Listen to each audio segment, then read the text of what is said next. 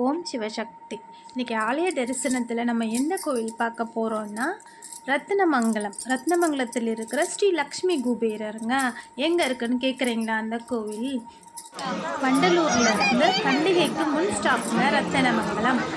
பாருங்கள், இதுதான் என்ட்ரன்ஸ். கோவிலில் வந்து குபேரர், சித்ரலேகா தாயார், லக்ஷ்மி தேவி இவங்க 3 பேருமே கருவறையிலிருந்து காட்சி தராங்கங்க.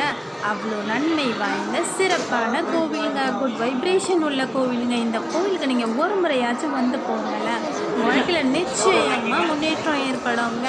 முழு மனசோடு வாங்க. நீங்கள் வரும்போது நிச்சயமாக பச்சை கலர் ஆடையை உடுத்திட்டு வாங்க. அதுவும் இங்கே விசேஷம். பாருங்கள், கிணத்தை சுற்றி விநாயகர் இருப்பார். இதுதாங்க ரொம்ப முக்கியம். கும்பிட்டுக்கோங்க.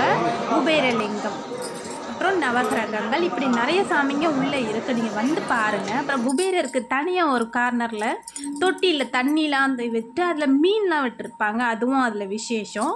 பெருமாளோட மச்சவதாரமான மீனும் அங்கே இருக்குங்க. அதை பார்க்குறதே விசேஷம்தான். இது பாருங்கள், நோட்டுங்க.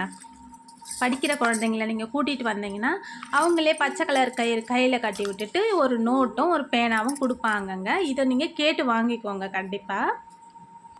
இங்கே பார்த்தீங்களா, இங்கே பிரசாதமாக கொடுக்குற அந்த பச்சை கலர் குங்குமம், பச்சை கலரு நெல்லிக்கனி தான் அங்கே பிரசாதங்க. பிரகாரத்துக்குள்ளேயே வந்து தீபம் ஏற்றுறதுக்காக வீட்டுக்கு கொண்டு போய் தீபம் ஏற்றுங்க.